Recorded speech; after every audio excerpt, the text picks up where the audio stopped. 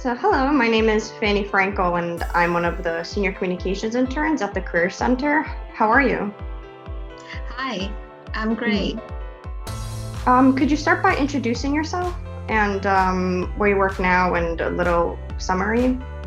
Yes, my name is Miauwling. I graduated from Stony Brook in the year of 2000. My major was political science.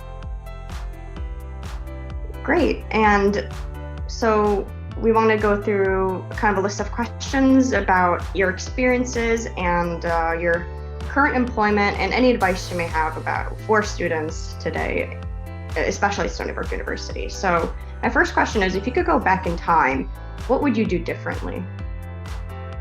What would I do differently if I go back in time? Wow, that's a great question, right?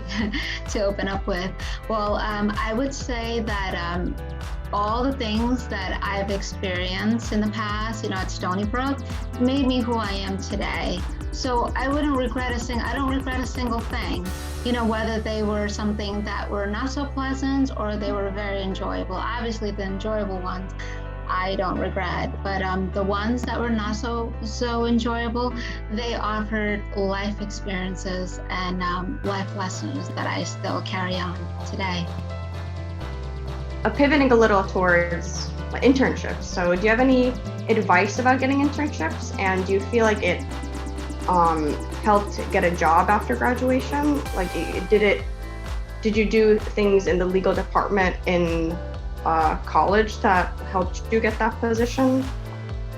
That's a great question, and I think I wish there was more availability in terms of internships. I believe around that time there wasn't a lot of internship that was around. It wasn't as popular during that time. So had I done that, I may not have been so surprised when I really started work in the law firm, realized I didn't love it. So having that internship, I actually encourage students, if they are thinking about going to a certain field, do an internship, get a feel of what it is really like to be in that industry, because it's not too late to change majors. What is the biggest lesson you learned in your time at college and in the workforce? Biggest lesson I learned? It's actually time management. So it's been time management in school as well as when I was in a workforce. So in school, it was classes, juggling all the different classes, as well as the clubs that I was in, and in the sorority that I was in. So they were all, and then in between that, the studying. So it was priority, right? How to organize my priority, and as well as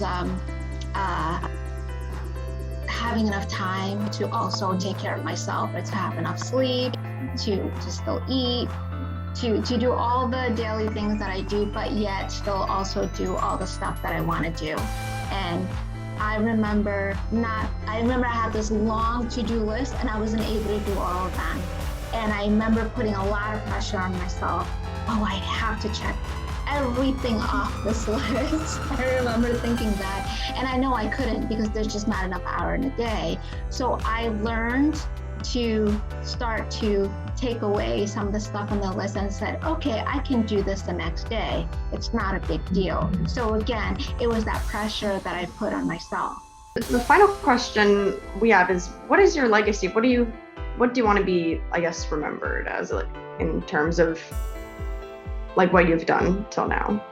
What I've done to now, my legacy, I've been thinking about that for actually the past couple of months. Just the word legacy, what it means to me, and what I want to leave behind, right?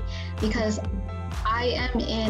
ever since I was a kid, I've always wanted to give somebody a voice, right? I wanted to sort of amplify or help them in some way, right?